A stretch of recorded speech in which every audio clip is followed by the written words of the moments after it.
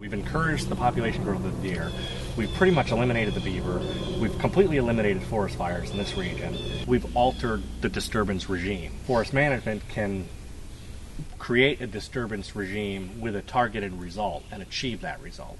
You got these monster oak and sugar maples in here, and then you've got this sort of mid-story trees, these black birch these trees are probably around 60 years old, that beech probably around 60 years old, and then you've got all this sugar maple like this one. So I mean, you've got three distinct age classes in here of trees. There's a whole pocket of them down there, and what's missing is there's no understory whatsoever. And the deer numbers were just low enough 15 years ago to get some of these trees going, but the numbers now are so elevated, none of them are making it through. Look around, you got these two monster white oaks, and then nothing. It's all birch and sugar maple. One of the deer's favorite trees to eat and acorns to eat is the white oak. So I mean, the deer have engineered this forest, and the impacts the deer have had on this forest are far beyond, I think, what we're even recognizing now. That's all oak. Oak lasts a long time on the ground. Oak makes an excellent, coarse woody debris on the ground. It also makes an excellent standing dead tree. Oak can last standing dead 20, 30, even 40 years. Birch is a nice tree, don't get me wrong, beautiful tree, but unfortunately they're susceptible to the canker, so it's not something I want to invest a lot of time in. A tree that you know is not going to make it, for the most part is not going to make it. So these are going to go on their own and release the sugar maple in this area here too. It's just if it takes too long, you might lose a number of these, and we've already determined that we're not getting any more of them. So I'd rather invest the next 300 years in this tree because it has the potential to go that long. The birch do not. They're more like a 80 to 100 year tree if they don't get knocked out by the canker before then. But I'm not seeing much for standing dead trees either, which are pretty helpful for wildlife. Some of these birch with nectria canker could be girdled to kill them quicker. They could turn into some cavity trees too. We're in a sugar maple stand. This would be a good stand to manage for maple syrup production in here, because we've probably got 500-600 sugar maples to the acre in here. For sugar maple production, you want to have trees with big crowns.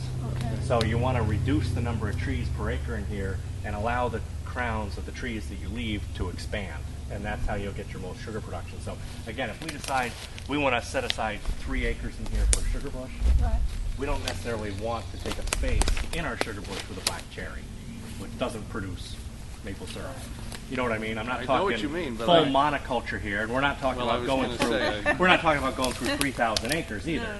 But we're saying if we wanted to set a section of a property aside, that's generally the management strategy that you would implement, is to try to reduce the non-sugar maple trees and try to put growth into the tops of the sugar maples. You have trees here that are ready to be released. You have trees in the overstory that are over mature, that have done what they're supposed to do. Do you know what I mean? They've passed on their seed. But it's still nice to have a couple of monsters around. Absolutely. You'd never want to take them all. But if you wanted to generate some income and release some of these mid-story trees, timing is actually pretty good right now to do that. All these overstory trees, they're going to go at some point. It's just a question of, do we want to, generate some income and release trees that are established, which we know we cannot otherwise establish because of the deer. If you go back into some of these clearings where we went from, say, 100 overstory trees per acre, and then went and harvested, used the money from the harvest to build a fence, and then now we have 10,000 trees per acre coming in. That's excellent wildlife habitat too. The thing that we're lacking right now is we're lacking diversity in age class. We have a fair amount of species diversity, even though we've lost chestnut. We're losing hemlock. Ash is going. The chestnut blight. The chestnut blight, we lost them all. Up to 40% of our forest in this area was chestnut. Wow. And they're gone. As our trees just get older and older and older, and we can't regenerate new forests, what are we going to have when these overstory trees go? What are we going to have? Invasive plants. That's what we're going to have. So there's a need for management. Does every acre need to be managed? No. But there's a need for management. A desperate need for management in this region.